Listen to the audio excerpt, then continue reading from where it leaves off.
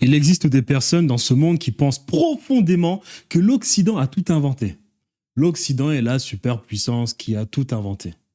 Ces personnes sont profondément drôles. Comme si le monde n'existe que depuis 500 ans. C'est très drôle. Mais ces personnes aussi pensent que l'Occident, c'est la liberté. Que la démocratie n'existe qu'en Occident et que tous les autres sont des barbares.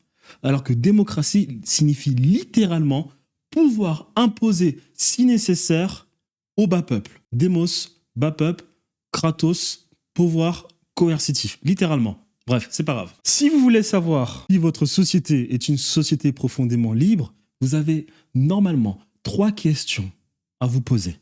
3 questions fondamentales. La première question, parce qu'il faut savoir que ces 3 questions, si vous avez une base philosophique, suivent ce qu'on appelle le phénomène de création cosmique, de création divine. Tout part d'une conscience. À cette conscience, il y a une intention, une vibration initiale.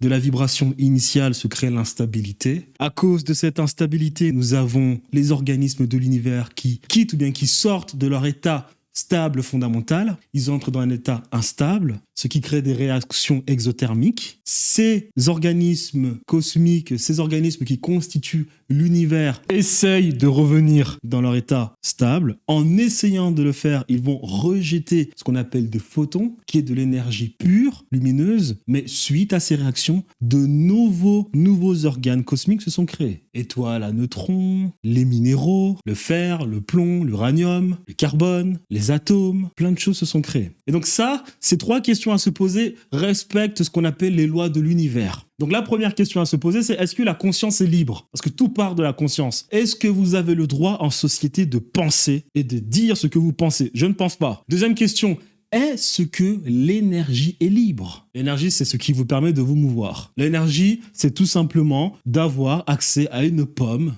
et de se rassurer que cette pomme n'a pas été corrompue. Je ne pense pas. L'énergie, c'est aussi le pétrole, le carburant transformé, ce qui vous permet de vous déplacer. On voit bien aujourd'hui que ce sont des lobbies qui détiennent tout ce qui relève de l'économie d'énergie. La troisième question, c'est la monnaie. Est-ce que la monnaie est libre? Pourquoi? Parce que la monnaie, c'est ce qu'on appelle la création de richesse, la valeur. Vous voyez, quand vous avez du plasma et que dans ce plasma, vous avez des atomes d'hydrogène qui entrent dans un état instable, ces atomes ont leurs électrons qui se décrochent et à partir de là, vous avez des réactions chimiques exothermiques. Vous avez de l'hydrogène, de l'hélium, du carbone, du manganèse, de l'oxygène, du fer, réaction endothermique, explosion de supernova. Ouh, la vie. Et à partir de là, vous avez de la création de nouveaux organismes sur Terre. Donc la monnaie, c'est quelque part quelque chose qu'on pourrait corréler à de la création, à de la nouvelle création, de la création de richesse. Est-ce que la monnaie est libre de nos jours? Non. On n'est plus capable d'avoir de l'argent dans une banque et de protéger son argent? Non. Est-ce que la monnaie est libre lorsque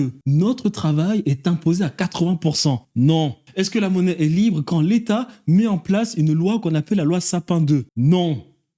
Est-ce que la monnaie est libre quand on doit sans arrêt cacher notre monnaie avec du bitcoin et de l'or? Non. Est-ce que la monnaie est libre quand on doit toujours optimiser notre stratégie d'investissement? Non. Donc, est-ce que l'Occident est libre? Non. Est-ce que la société est libre? Non. Est-ce qu'il existe des sociétés de nos jours libres? Pas vraiment. Pas vraiment.